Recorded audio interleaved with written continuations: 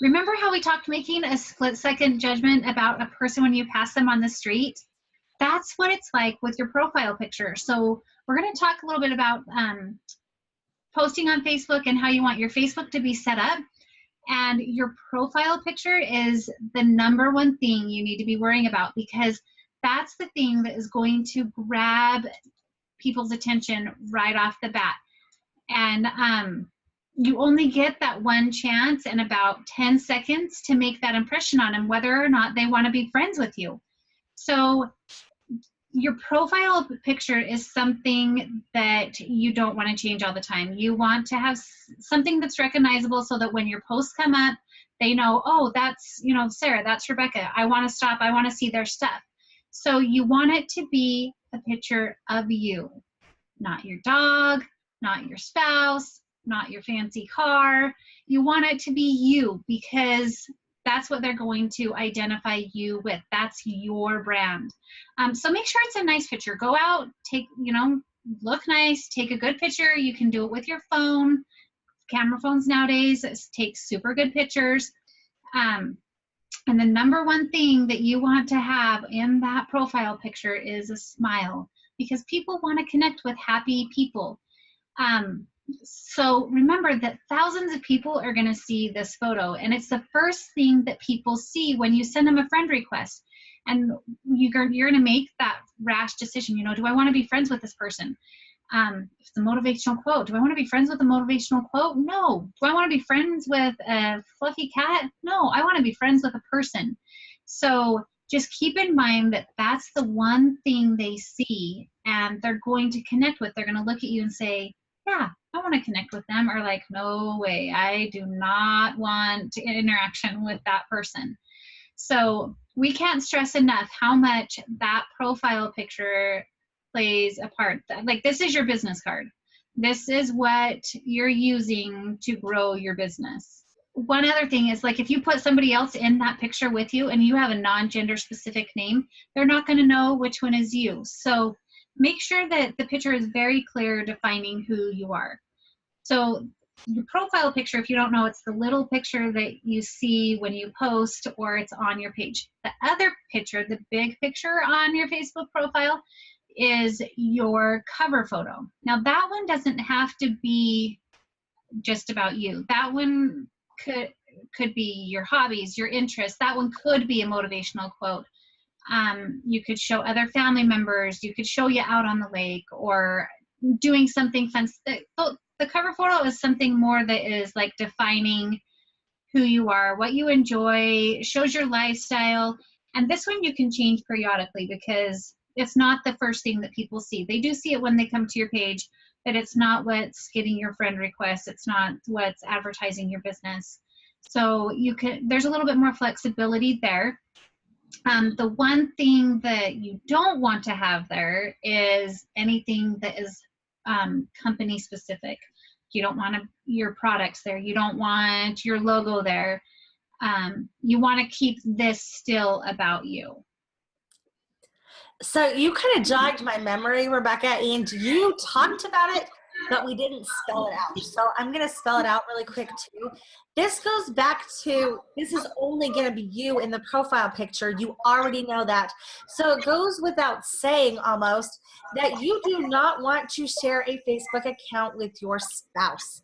First off, why would you want to limit yourself to only 5,000 friends when you could potentially have 10,000 if you both set up your own account? Secondly, you know, I'll see those Facebook accounts that are Jenny and Bob or, you know, Kim and Bill. But when I go to message them or when I talk to them, I always feel a little bit awkward because I'm not really sure if I'm talking to Jenny or to Bob. So again, make sure that this is only your Facebook account. You are using this for business. You know, have your spouse go set up his own account or her own account. So we're going to talk a little bit about your bio. And this is one that's easy to overlook. Don't overlook it. There's lots of different styles, and this is your chance to tell people what you're all about. Mine is a sentence. I think Rebecca's is as well, but I see lots nowadays that are just thoughts. So, it could be what you like to do: garden, golf, hang out with kids, mom, wife, spouse, lawyer, attorney, doctor, whatever. But then again, you are not putting anything to do with your company. You could put entrepreneur if you want to, but I a little bbit caution with that, only because sometimes when people see that, they automatically go, oh, they're going to spam me something again, but you're not going to do that. It can even be your mission statement. Do you have a mission statement that you aspire to? But it's just a really quick glimpse at who you are.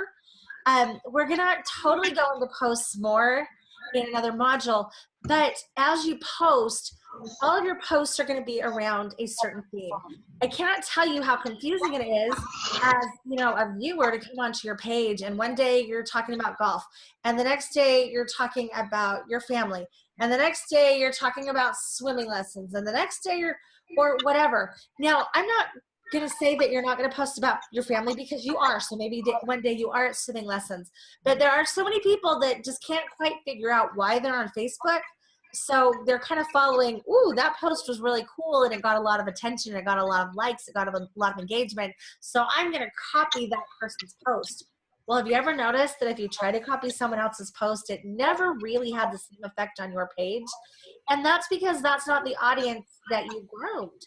So they're going, well, why did you post that? And so then you take it down and you go, well, I'll try somebody else's thing that was really successful.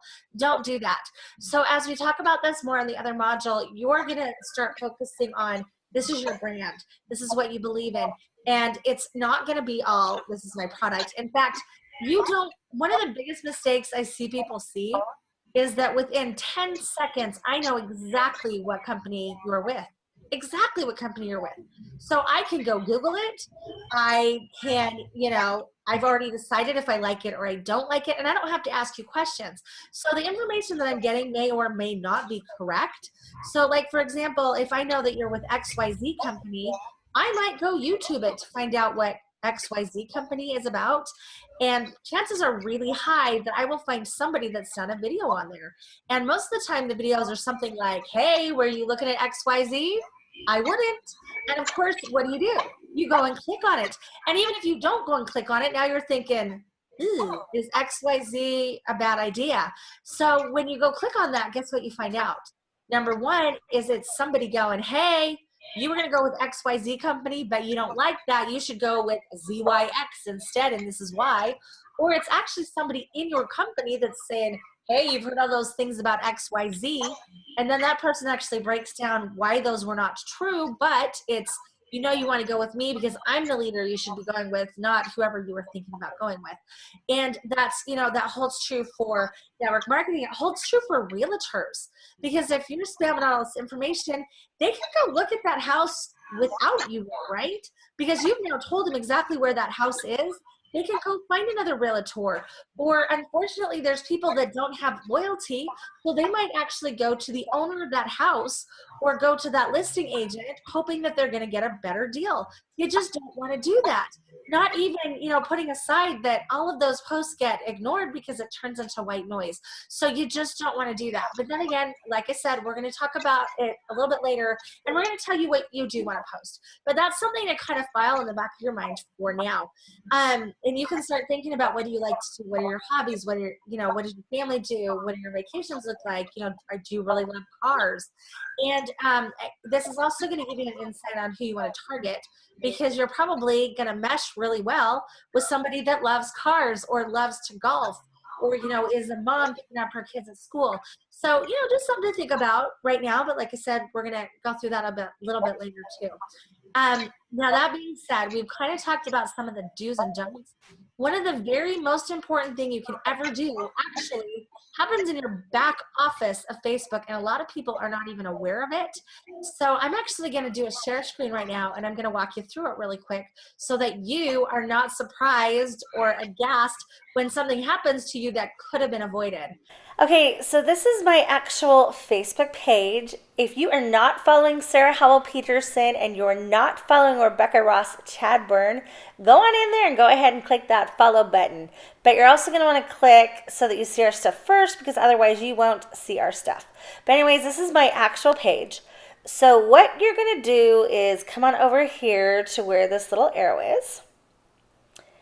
And you are going to come down to where it says settings.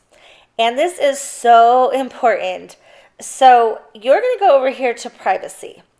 Now, a lot of people are afraid to make their stuff public. I don't know why, because I've never heard of anything bad happening from having their stuff public. So you're going to make sure that your settings are public, because you're in a business and nobody can find you if you are not public, and you want people to be able to find you. So you're just going to make sure it's public, and there is a way that you can go into your posts that you don't maybe want to be public, and you can actually set the privacy different on those, maybe those one or two things so that only grandma can see it or whatever.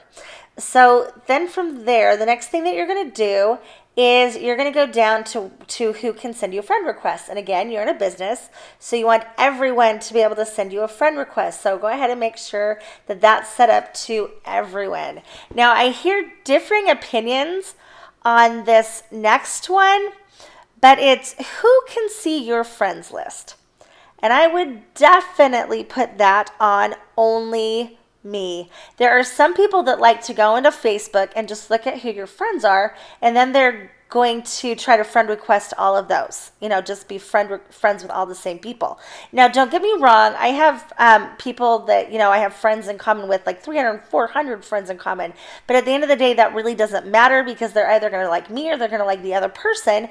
But you just don't want somebody to come in and just basically steal all of your friends. That's you're not going to like that. So anyways, make that only you, because then you're the only person who can see your friends. Another advantage of that is that if you're just barely starting out, you've only got maybe 200 or 300 friends, then, nobody knows that. And you can act like the professional that you know that you already are, and nobody will know that you are just starting out. So anyways, that's what I do. The next thing you're going to do is your email address. I'd say that's everybody, because remember, you're in business.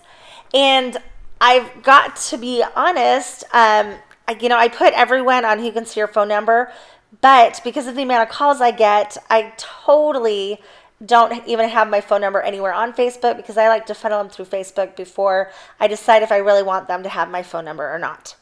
All right, so search engines, yes, you definitely want to say yes to that, because you're in business. You want people to be able to find you, through your hashtag, or, if somebody starts to look for you, Google or these other search engines will actually pull yours up as a viable option, and you'll be found that way as well. Now, I know that, maybe you're worried that weird people are going to find you and you don't want them to have access to your stuff. And, that happens from time to time, right? But you can totally go in and block them, and then they don't have access to your stuff anymore. So this just gives you another layer of control. Another thing that I would do would be to go into timeline and tagging. So you can go in here, and who can post on your timeline? Only you. You do not want somebody else to have control of your timeline, because I know I've seen this before where somebody will go and, post something really weird on somebody's timeline. And if you're not looking at that timeline like every 5 seconds, you might not realize that somebody's posted on it. And that could be something that you really don't want. This is a little bit redundant, but, only me who can see what's posted on your timeline. Technically, nobody can. Who can see posts that you're tagged in on your timeline? Again, redundant, but only me. Have you ever seen like those Ray-Ban glasses that, will show up from time to time, so-and-so bought Ray-Ban glasses? That's because they didn't set the setting on, and so people are tagging them in posts. So you don't want that. Maybe it's a picture that you don't want out there, whatever, but it's just another layer of protection for you. Review posts you're tagged in before the post appears on your timeline, on. Review tags people add to your post before the tags appear on Facebook, on. Now, this doesn't mean that people cannot tag you. They can tag you in posts, they just won't be in your timeline. But then you get to go in before it's posted to your timeline and either remove your tag entirely, because I've had people, post, that I like companies or things that I am not involved with, and then I can go in and say, I don't think so, and remove my tag. And, you don't want people to know what your company you're in.